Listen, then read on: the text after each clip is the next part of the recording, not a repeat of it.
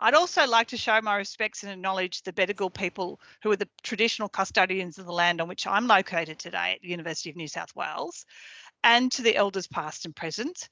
And I invite you to do the same for the land on which you are located on in the chat or otherwise.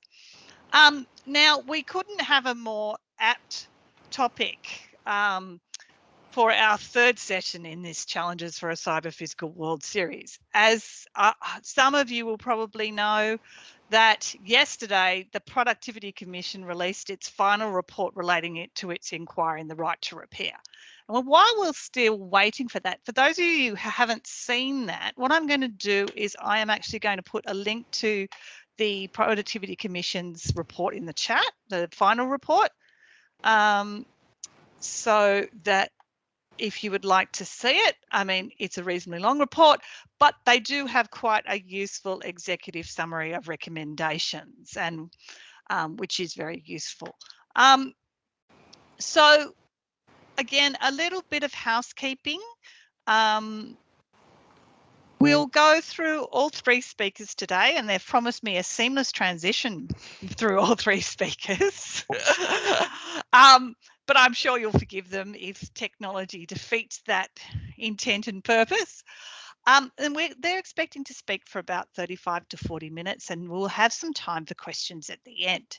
However, we'll leave questions to the end, but in terms of answering them, but please feel free to put your questions in the chat at any time so you don't forget them. And at the end of the speakers, I'll sit there and look through the chat and we'll pick out all the questions if we have time, but if not, the ones that make most sense to be asked in this context. So I'll do some quick introductions and then we'll get on with the show. We have Professor Matthew Kearns, who's the current convener of the Environment and Society Group in the Faculty of Arts, Design and Architecture at UNSW. And his research sits between the fields of science and technology studies, social and cultural geography and contemporary social theory. We also have with us Roberta Parla, who is a Scientia PhD candidate in the Social Policy Research Centre at UNSW. And we have Scientia Associate Professor Dr. Paul Munro, who's a DECRA Research Fellow and specialises in the politics and policies of energy transitions in the Global South.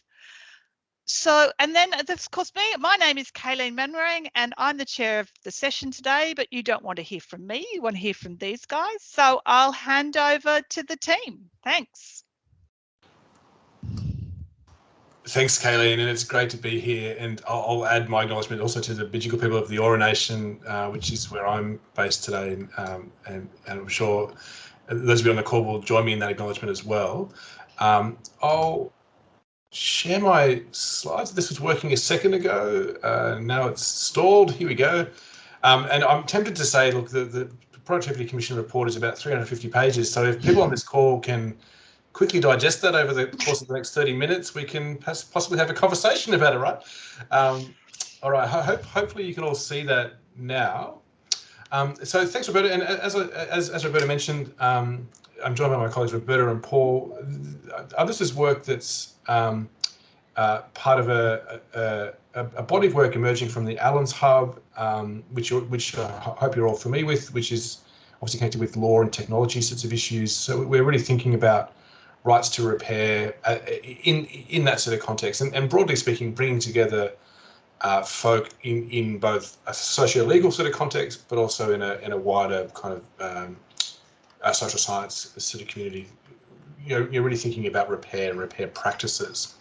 So I guess the animating question for today's presentation, which we perhaps will get to across the three speakers and also hopefully in the Q&A, is how do we bring together the material practices of repair in the context of a debate about enacting a right to repair or rights to repair in consumer and IP law. So we are, the three of us are not lawyers, but we're hopefully touching on some legal issues today, but also hopefully kind of widening the scope of the discussion to also think about how this quite technical sort of debate at times might be set up in such a way that it enables what we understand as the material and situated practices of repair. So to begin with, what a time to be thinking about the right to repair.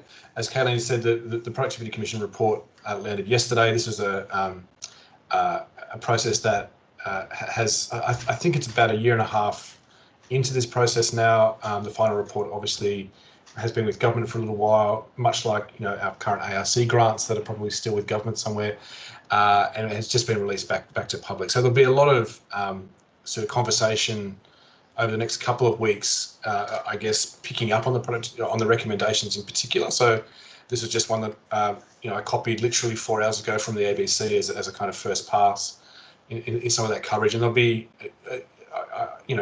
I'm guessing some really interesting commentary from a range of voices around what a right to repair in the Australian context may look like. Kind of casting our eyes back a little bit, two I think interesting kind of voices in the right to repair that you don't often hear speaking together. So the first on the left here is a former presidential candidate for the US Democratic Party,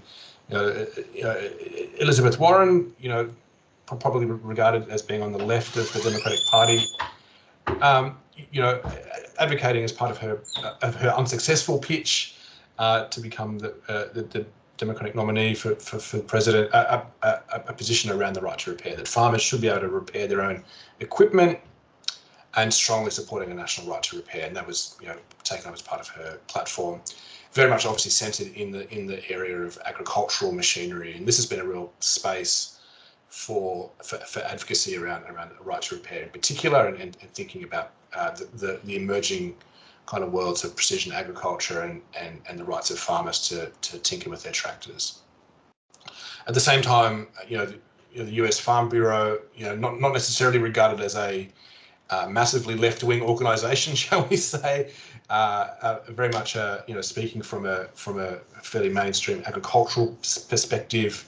Again, with a lot of background kind of negotiation within the US sort of farming community and agricultural policy community more generally, adopting a position that's advocating a right to repair, particularly around agricultural machinery for obvious reasons.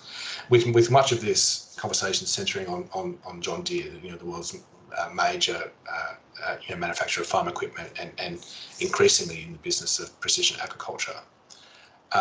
So really interesting that right to repair brings together disparate voices from the left and the right, if we want to think in those kind of political terms, but speaking across different kind of interests in interesting sorts of ways. Again, thinking a bit more close to home.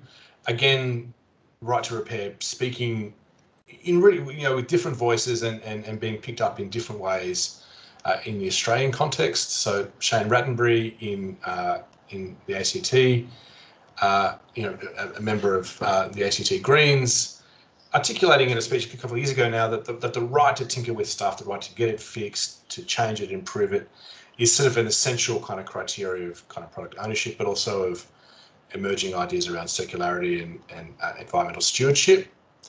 At the same time, thinking here with Josh Frydenberg, a current federal treasurer.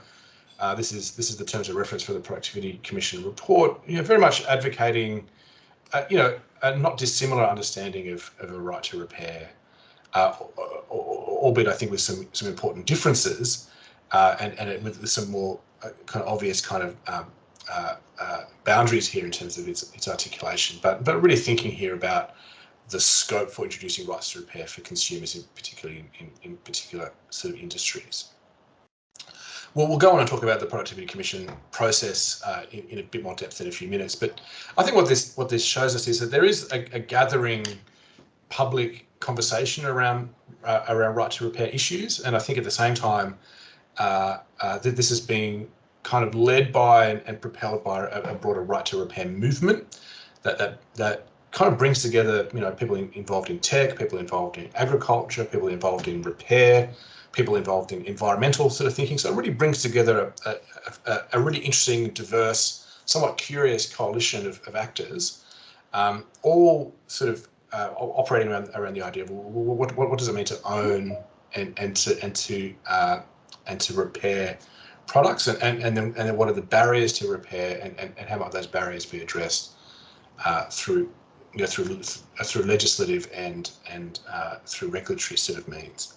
So the question that I think I hope we get to is how might this conversation, which appears as both a form of activism, but also as an area of kind of legal reform, how might these two areas speak to each other, and then how might that also then speak to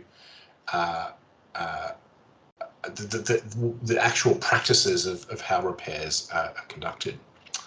So what's happening in the kind of activist space or the right to repair movement space is a kind of an emergent sort of activist community, a set of practitioners. And if you're interested in YouTube, you can go onto YouTube right now, and there's whole channels devoted to tech teardowns, and there's whole YouTube personality sort of figures that operate in that kind of space. And I teach some of this material, and my students were pointing out different figures that they are interested in. That whenever there's a new phone release, they buy the new phone and quickly tear it apart and figure out how to put it back together again.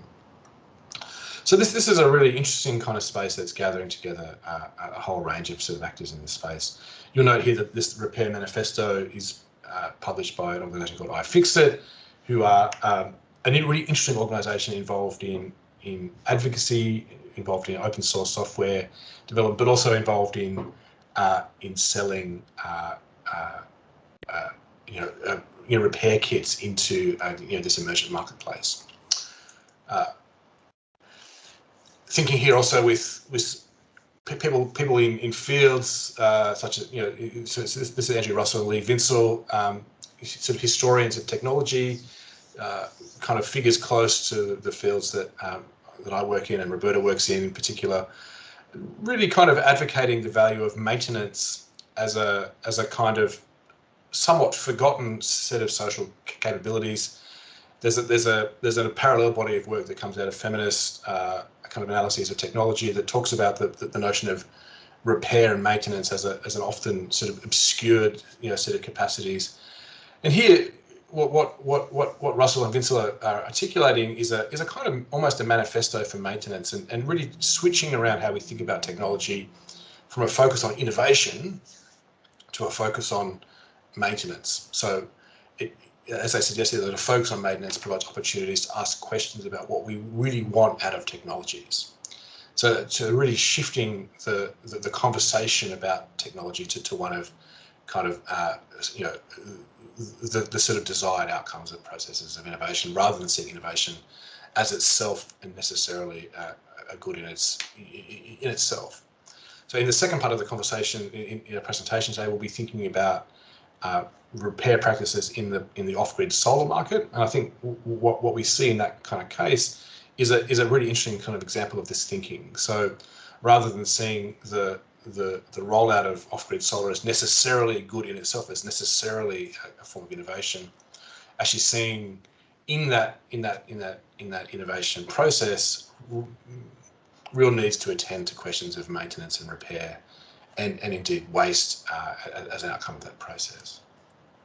Okay, what I haven't spoken about, but perhaps we might come to in the Q&A is, in addition to the Productivity Commissioner report, you may have seen over the last couple of weeks, the Apple Corporation has also made some announcements about offering repair kits and self-service kind of tools and manuals to people that are interested in purchasing the latest Apple iPhone. The Fairphone, again, an ethically manufactured mobile phone, made it onto the Guardian's Gadget of the Year list, which is a sort of an ironic outcome if we think that people should perhaps buy less gadgets. So these are all things we perhaps return to in the Q&A. But what we'd like to do for the remainder of the presentation is to summarise two kind of parallel pieces of work that we've been engaged with collectively in different kind of formats. One thing we've been spending some time doing is doing a close analysis of public submissions to the Productivity Commission inquiry process. So And Roberta will take that on in a few moments. Really trying to get a handle on the way in which the debate in Australia about the right to repair is configured, and the way in which repair is defined, and the way in which repair presences some forms of relationships with technology, but also can obscure others. And then we'll turn in the second part of the presentation to Paul, who'll be taking us through our work in Southern Africa, looking at repair issues in the off-grid solar market. Roberta, I might give you control now. Great, thanks, Roberta. Okay, thank you so much. Yes, our work has been to, oh wait, I'll check the slides if they're working.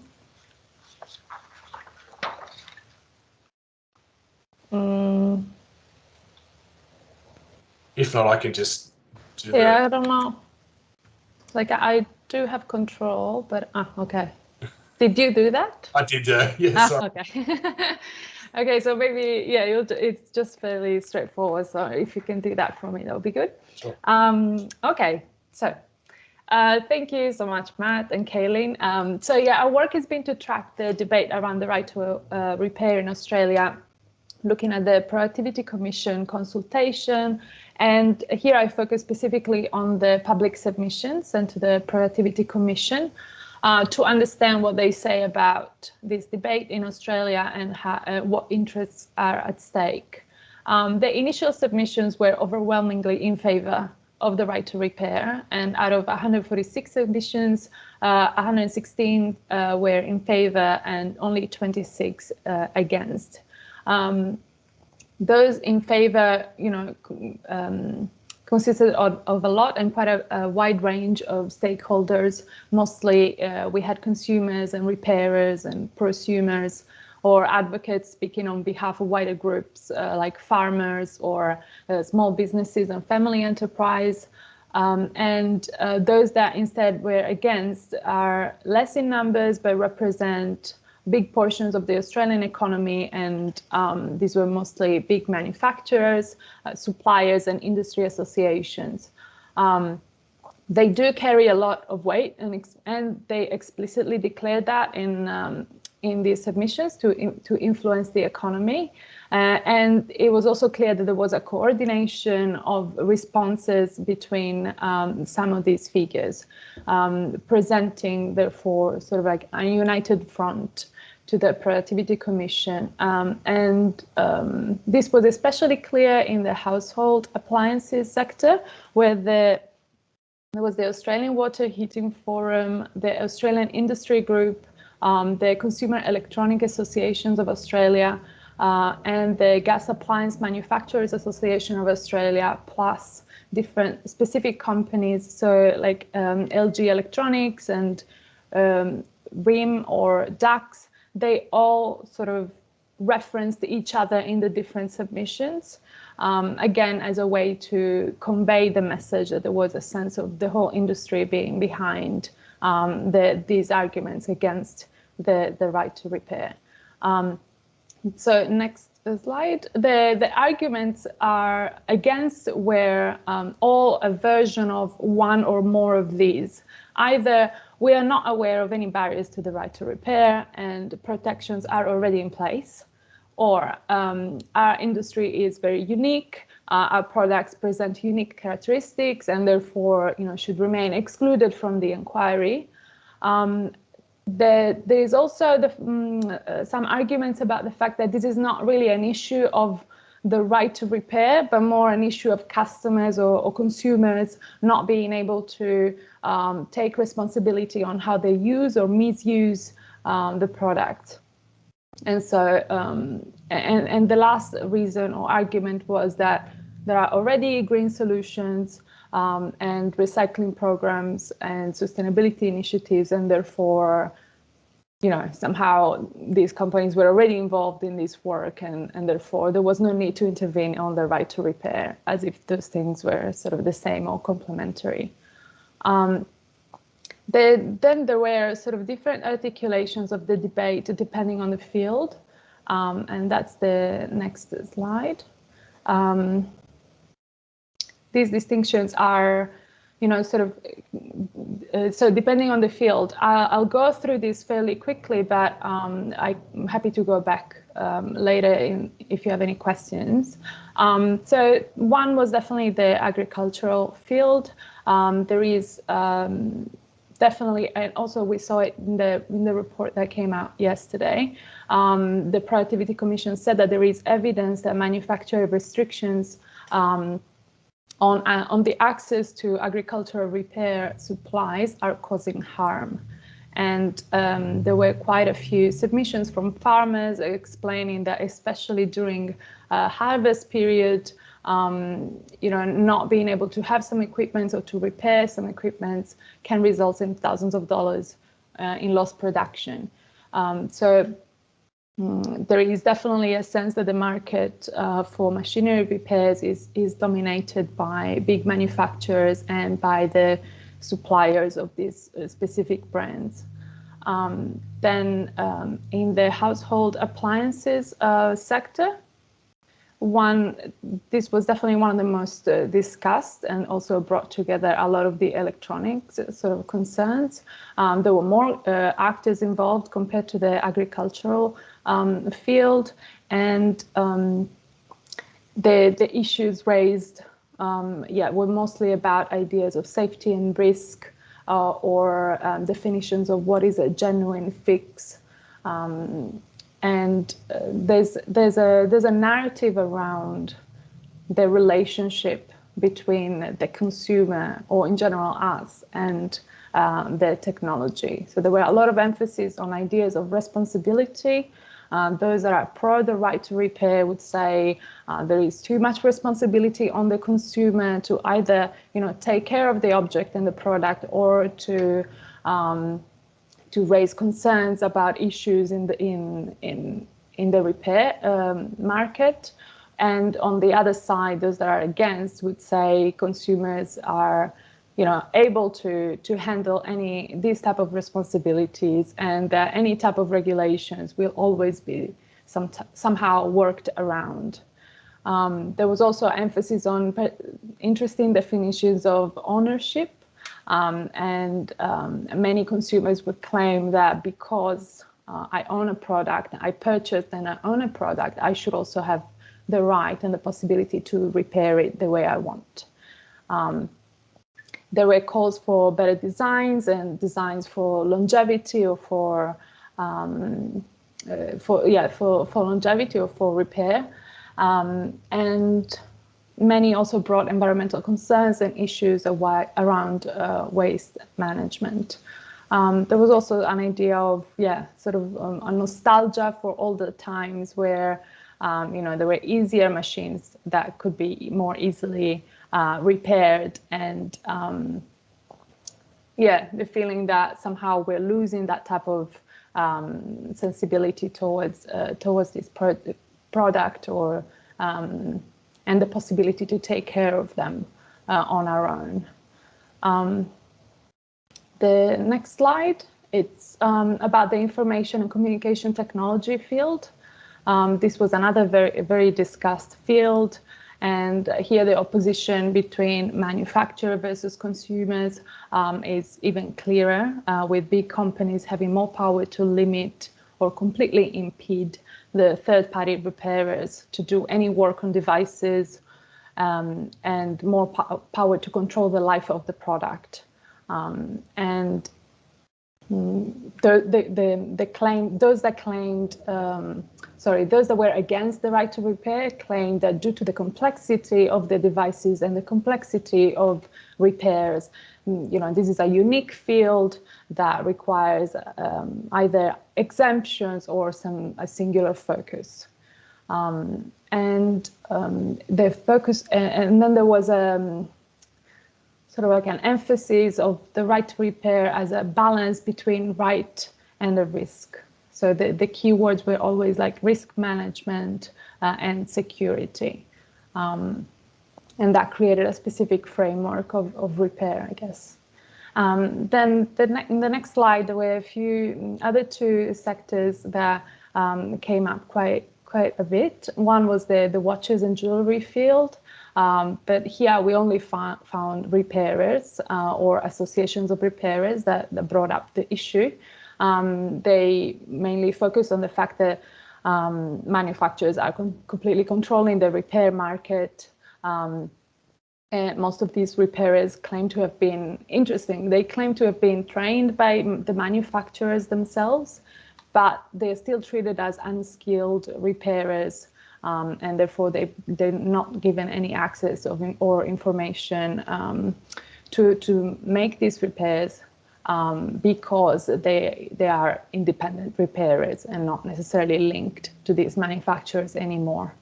And then the automobile field that present a more neutral language and arguments. And here there was a strong reference to the long history of lobbying of the industry for more equitable access to manufacturers' repair information. Yeah, so this will be the different fields that sort of came up. But through an initial analysis, that's the next slide, we noticed that repair is configured as an individual issue of consumer rights in terms of warranty clauses and industry interests.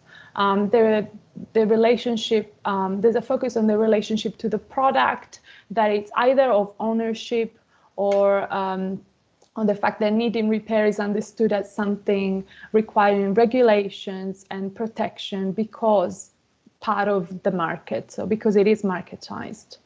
The debate is driven by sectors and the different interests at stake for each actors in the different sectors, and not as a general disposition toward or attitude toward repair practices. The actors involved are all defined in terms of their role in the market. So you have consumers, manufacturers, suppliers, repairers. And I think that says something about the specific framework that this debate works with, and the other forms of relations with technologies that might remain unseen and left out of these conversations. There was definitely a sort of like a technocentric implications or framing. And by that, I mean that repair is framed as, as a specific technical relation to the product. So it's something you need to have expertise for, specific tools, specific information to be able to carry out. And that's how it was defined. And definitely something that came up a little bit was a sort of like a gendered component. In the sense of the nostalgia that I was talking about before, of the times where things could be done manually and people would be able to repair and build. These came across as, very gendered ideas, and somehow the idea that somehow obstacles to repair practices could be perceived as endangering some ideas of masculinity. And finally, we have a few questions that we're working with just to see where we're going with our thinking. Definitely repair work is not new. And so something that is interesting would be to figure out why it's emerging now as an issue. Repair work has been made invisible classically. It's an informal practice, independent, often, domestic, and taken for granted. And so why and what aspects are now becoming visible? And why is it coming up as a right? So as something individual and related to consumer ownership. There are specific biases and assumptions or social and political expectations that are attached to framing repair as a right. And so it will be interesting, going back to what I was saying before, to think about what other forms of repair, non-marketized, informal, independent, local, outside regulations are left out. There are sides of the economy where repair is framed as an issue of care. And this did not come up in the public submissions at all. And So the right to repair seems to be leaving some of these practices out of the conversation. And, feminist scholars, as Matt was saying before, have shown that repair and care have long been overlooked practices because they are normally unpaid and associated with, domesticity or with the feminine. And so the right to repair debate seems to be either regendering, the relationship with these technologies and practices of care and maintenance, as it leaves out, a type of labor that continues to be invisible in the debate. And so a question that we might ask would be to imagine what would happen if those sectors were brought to the fore in these discussions, and how that would impact the way we're thinking about these relationships and this right to repair. And now I'm going to pass it on to Paul. Thank you so much. Thank you so much, Roberta. Okay, I'm going to jump on and talk about another thread of research as I guess a group that we've been involved in, by talking about a specific piece of technology in a specific geography and how questions of repair are increasingly becoming an important debate. But in many ways operating in different ways than it's perhaps the right to repair debates in Europe, North America, Australia. How these debates emerging are slightly different. And what I'm mainly actually going to do is actually show a video from our research. It's about 8 minutes long. But before I jump into that, I'm just going to give a bit of a context. So the object I'm talking about is they're up in the top left of the screen. So off-grid solar power technology, which has really emerged in the past decade to seeing as a form of technology to solve what is often framed as the energy crisis in Africa, or specifically the electricity access crisis. And you'll see a range of kind of images or graphs or maps like this that kind of show grid electricity connection rates in Africa or sub-Saharan Africa. And you can see how there's kind of variance around the countries, but many countries have below 50% of the population directly connected to the grid. And so very much you often see this kind of framing in the past decade, particularly with the dropping price of photovoltaic technologies and kind of the increasing creation of these products that you see on the screen as kind of a solution. We can kind of solve this issue by leapfrogging, a little bit like the landline phones with the mobile phones. It's kind of the same with energy. We can leapfrog the grid electricity and have these new technologies. And so what we've been looking at in this project, among other things, is actually looking at kind of what's the questions around repair around these. And a little bit of the backstory about off-grid solar in Africa. Matt, can you click me on the next slide? Yep. So this is just to show you what has happened since 2009. So this graph is about sale of off-grid solar products in sub-Saharan Africa. So basically these little products that you see at the top there were almost non-existent prior to 2009, and then there's just been this huge boom. Jumping to about 8 million products in sub-Saharan Africa, up to over 12 million in 2019. And it's kind of continued to grow. And this is actually just the region of East Africa. So there's kind of a broader African market, and there's a broader global South market, and a boom of these products.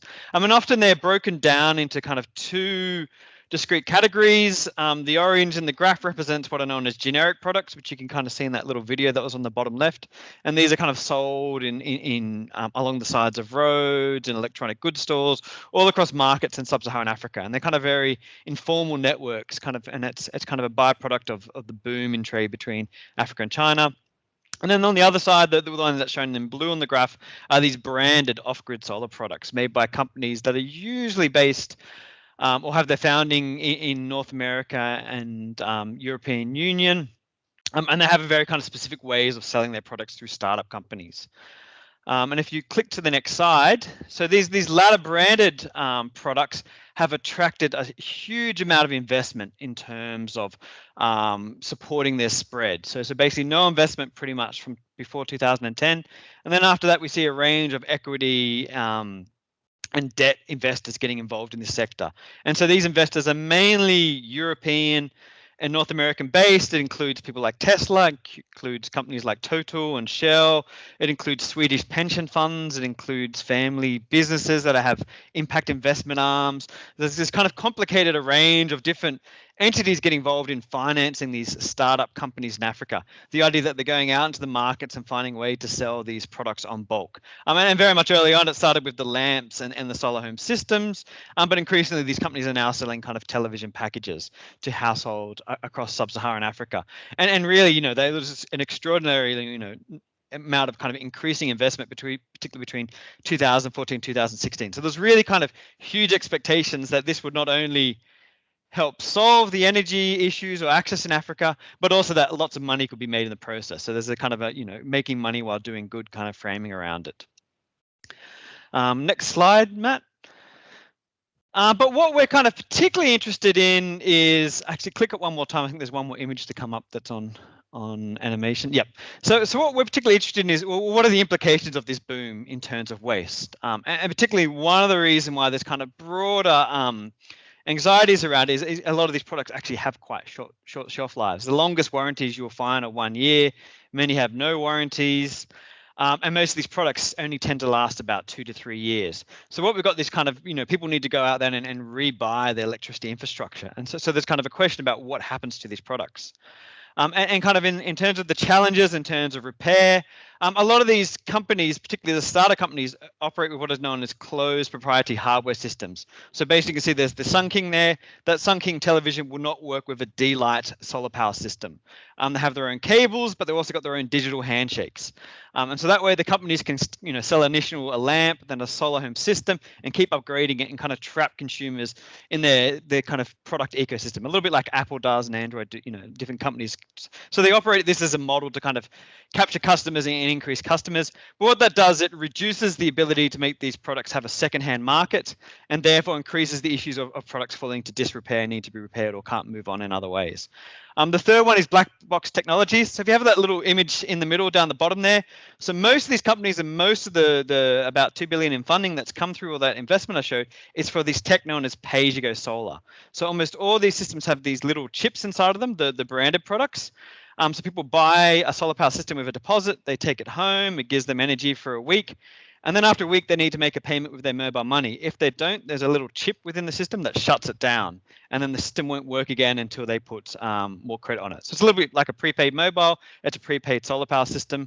And usually they keep doing that till they pay it off, or some companies own just basically a rent to use model. So basically the infrastructure is owned by the company and people just continually pay a payment, exactly like a paid meter system for the solar power products. But the problem with that, to protect this kind of fintech or this technology inside of it, a lot of these companies use proprietary screws, they weld things shut, they make it very hard to open and access the technology to kind of protect their financial technology model, which is based on it. Distributional geography, so a critical challenge for things like recycling is that these products are supposed to go to quite remote rural communities. Companies struggle to get those products out there. To try and get them back then afterwards when they need to be repaired or recycled is a huge logistical financial challenge beyond the scope of many. And then finally, it's a very indebted sector. So most of these companies are not yet profitable. They've all attracted some of them more than 100 million, 200 million US in terms of funding and debt funding and equity funding. That debt needs to be paid off. And so right now, these companies have had this imagine of making lots of money. And there's this kind of asymmetry of power where they actually now, you find these companies kind of losing their initial mission of kind of solving energy poverty to kind of really thinking about profitability. And that's why we see the boom of televisions and other products where it's shifting towards a middle class market. But that also means that there's less kind of scope or movement for the companies to kind of address solid waste. It's an extra cost that they cannot afford at this stage, they claim. So what I'm going to, next slide, please, Matt. So what I'm going to do now is to show a quick video of a research project we did last year, and particularly what we're interested in is actually, well, what happens to these solar products when they it's the end of their lives? No one really knows. There's been this boom, increase across Africa. You saw that graph, but there's obviously a wave of waste coming in its path. And so what we wanted to do with this project was to kind of track some of these projects in a case study country of Malawi and kind of understand the social life of waste that was happening in Malawi. Some of you might be aware that there was the COVID-19 pandemic for the past couple of years, which created a challenge for this project. So we actually worked quite remotely with Wrapup, with research teams on the ground. in Malawi, Mizuzu University and Zoo Energy. And we got some funding from the Digital Grid Futures Institute here at UNSW. And we did a bunch of kind of, and we also worked with a remote film crew to create this little documentary or little film about what we did. And so what I'm going to do now is kind of show this film, and then we can kind of reflect on afterwards about what we learned in terms of what was happening with off-grid solar products and their repair in sub-Saharan Africa. And here's fingers crossed that the technology works for us. Include sound. All right, give me a shout out if it's not connecting.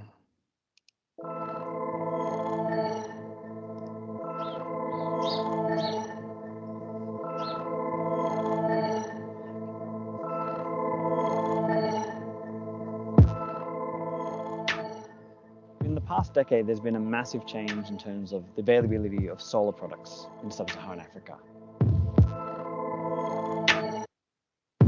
So it was a very niche, rare technology, maybe 10, 15 years ago.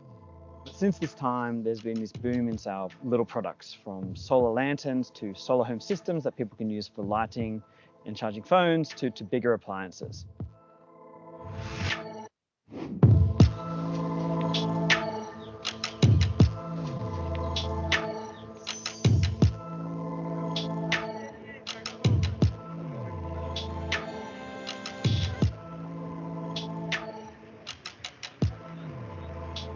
Multiple things are at play in driving this boom. I guess on the demand side, people wanting more lighting, but in particular recharging mobile phones was an early catalyst. A lot of people in sub-Saharan Africa do not have direct access to the electricity grid. Solar products have gotten cheaper, lots of investment going into it, and rapid expansion of companies in the sector.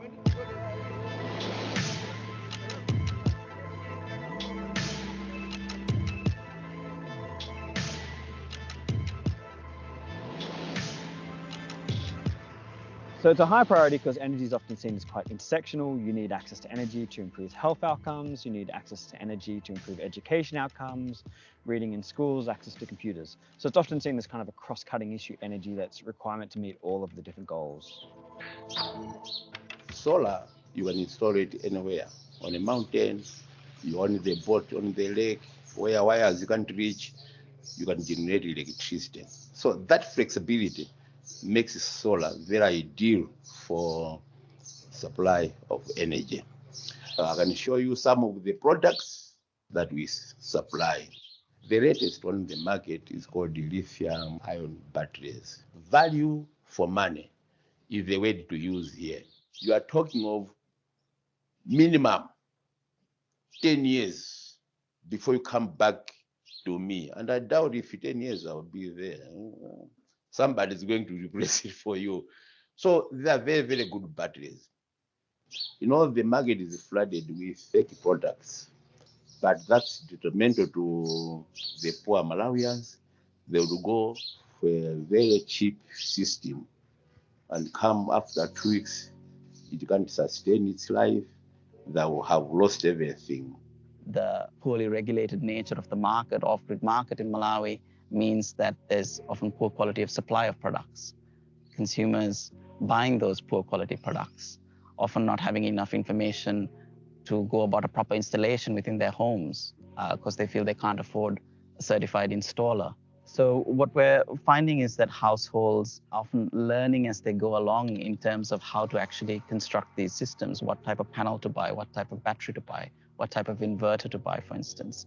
So it's a process of trial and error and a matter of buying these components as and when they can afford it. So it's this kind of constellation of components that form a system. So what we're seeing as we're visiting these households is often really DIY jobs in terms of installation.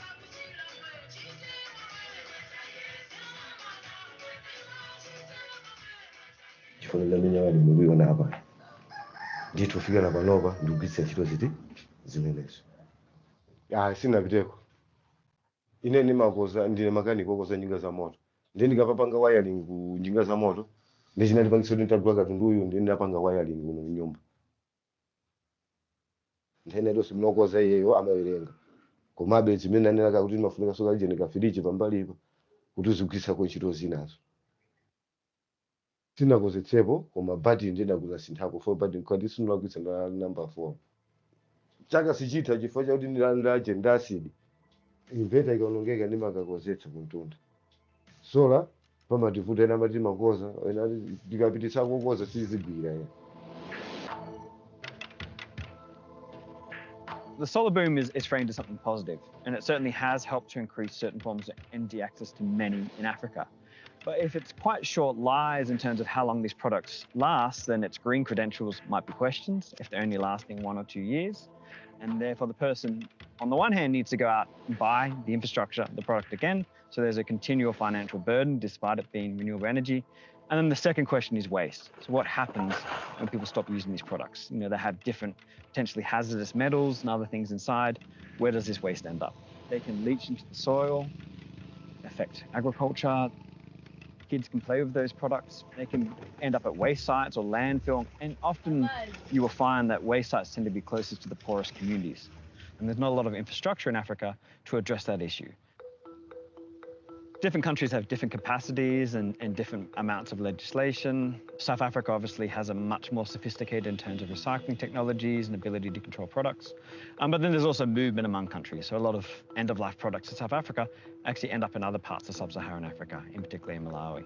And then at the end of lives, these products are moving to different geographies. And so we found it quite interesting with the traders from Tanzania, which locally they're called the Wandering Swahilis, is actually they're coming house to house, knocking, asking for batteries and buying them and putting them on the back of trucks and taking them across the border of Tanzania.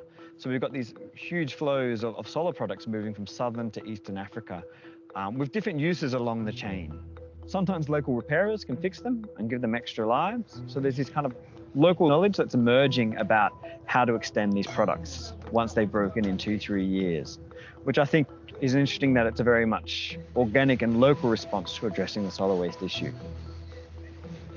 Zina Charles Mkandaire, technician amene makonza kuno mainveta masola manyale za sola zonse makonza business kuno kumzimba mainveta ndi ujeni zonse zimabwera mwamko shop mamizi kwanza talibe magesi nde amathandizika ndi mainveta kuphatikizana ndi masola pamodzi ndi nyale zake ndezikaonongeka amathamangira kuno kuboma kuti zathandiza zakonzera pang'ono kungoti maswezi mapezero yake amativutavuta komabe kuyesera pang'ono kumathandizika.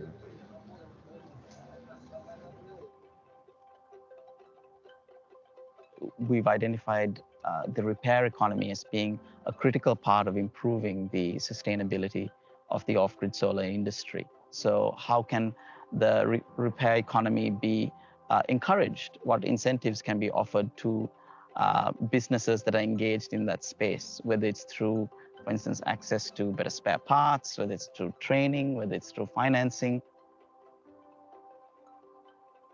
There needs to be more done also in the upstream of product design. So how can we design products better so that they can be repaired much more easily?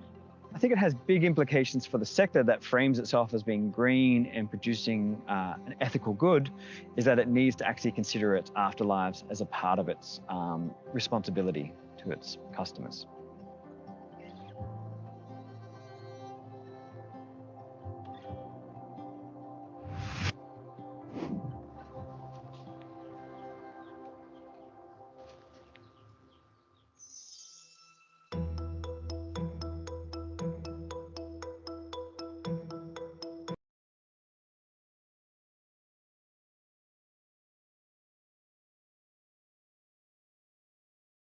Are you okay, Paul? Just to give an indication as to time, we've only got 10 minutes left. So if you could wrap up relatively quickly. Yeah, no, so basically the last 2 points in that video were the kind of the wrap up of where this research is going next. So we're interested in working with local repairers and understanding their challenges and what they're doing, but then also the upstream about repairable design with the off-grid solar companies themselves. And that's where we're hoping to move to in the next 2 to 3 years. But that's it for me. We're really interested to hear questions from the audience and their thoughts. Anything? Thanks, everyone. Or did you have anything final to say, Matt, or you? No, that's probably enough for me. We're just thinking about repair at these two different kind of scales and how to actually think about the connection between these two different articulations of repair is probably one thing to take away from these two pieces of work. Yeah.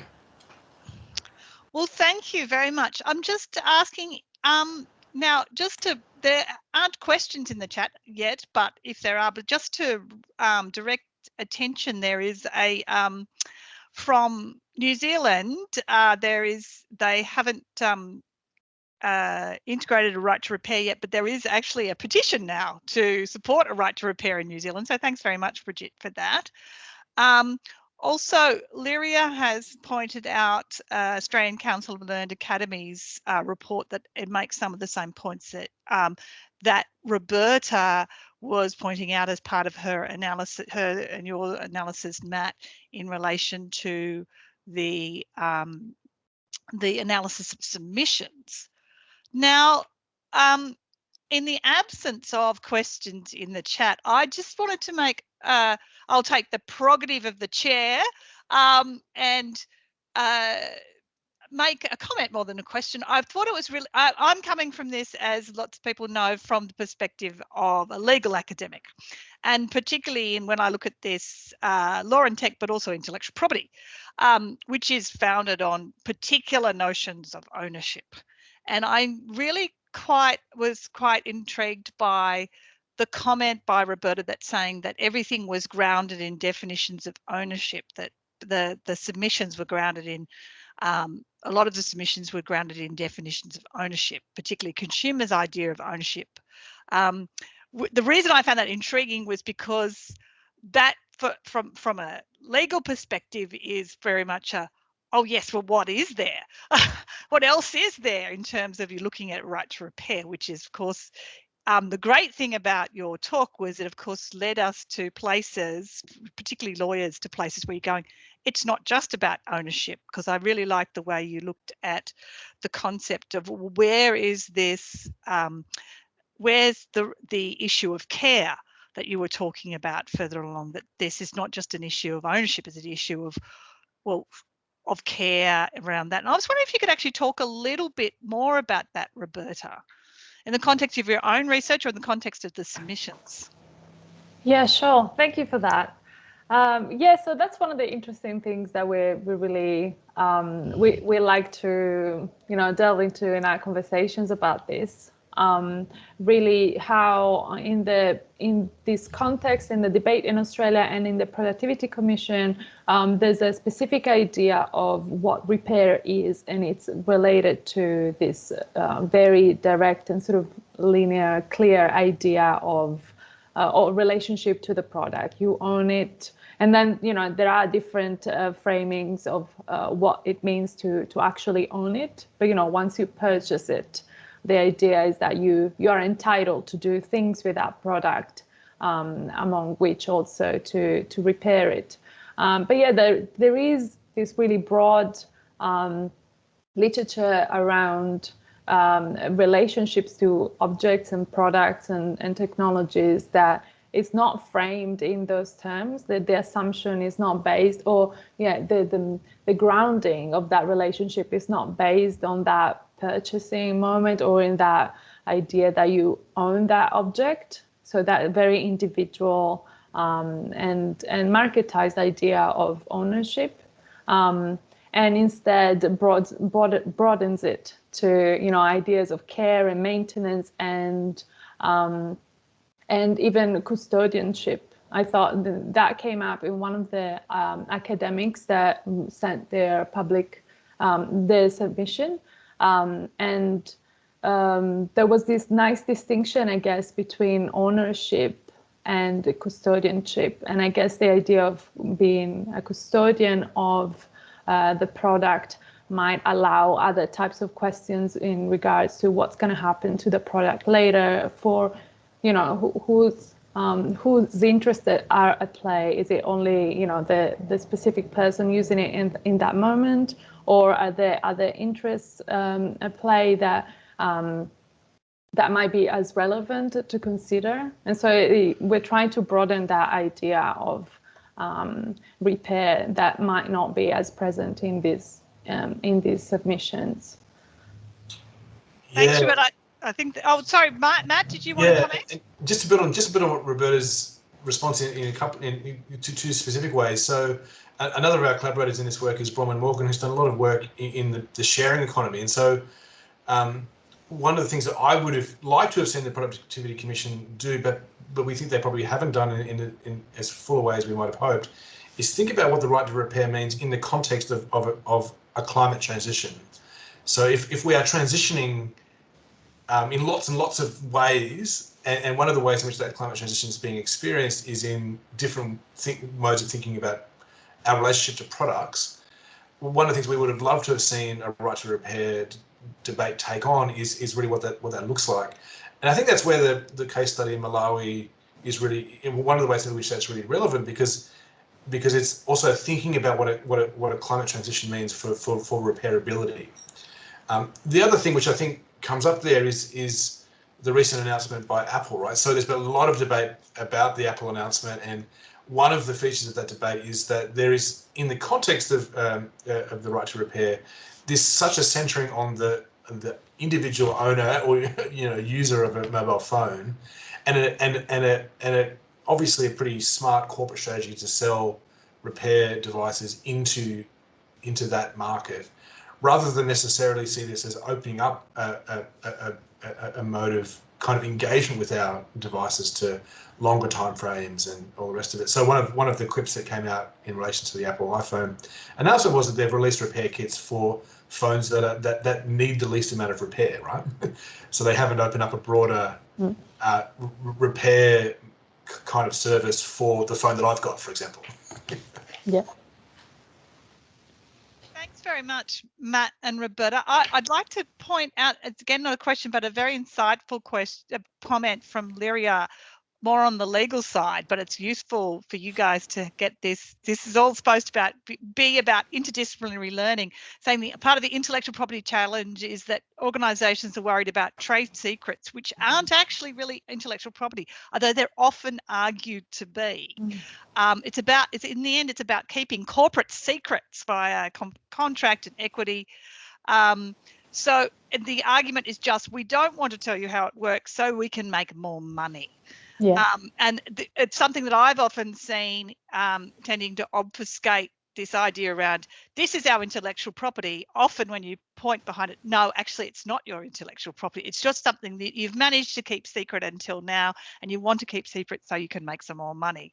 And that is an interesting part of the landscape where intellectual property ideas come into this particular space. Now, are there any other questions or comments or anything else from the speakers before we wind up, since we've got 2 minutes to go? I'll come back on the IP issue. Yeah. So obviously that's something we will need to be really thinking about going forward, and this is an ongoing body of work. Just to make one comment briefly, is I think one of the things that's interesting about the current right to repair debate in Australia, and particularly not just the Australian debate but internationally, is that some of the more defensive arguments that have been mobilised by major players have been seen to be then invalidated by announcements around right to repair. So thinking here about consumer warranties and like the idea that tinkering with your phone would void a warranty, for example. So that's a really interesting dimension and feature of this debate. So arguments that are initially put forward, then are revealed to be perhaps a bit more complex in practice. So that's something to kind of watch, and it'd be interesting just to be noting that going forward. But in that context, I think it's really notable that the current debate in Australia, as I think Roberta summarised, is very much centred on very established industrial sectors which have quite established repair sectors. So motor vehicles in particular, the agricultural sector it obviously has a really strong third-party independent repair sector. So that sense of whether a debate about right to repair is a pathway to a more general set of set of rights for consumers to repair and tinker with their products, I think is a really open question. And I know that we have in the call today people representing repair cafes, and I'm sure that in the context of the next phase of the debate, what will be likely surfaced, and I hope is surfaced, is how that the practices of repair and people advocating repair really, whether they feel that their objectives are being met by the propositions that are being published by something like the Productivity Commission report. Thank you so much, Matt, Paul and Roberta. It's been a great debate. I'm so fascinated. So thank you very much, and I will look forward to seeing your further work in this area. And thank you from the audience, and thank you for the comments. And the good news is that this series, Challenges for a Cyber Physical World, is coming back next year thanks to the generous funding from the Allen's Hub for Technology, Law and Innovation. So hopefully people will be able to continue to talk with us about these particular issues. Thanks very much, everybody. Thank you. Thanks for the comment.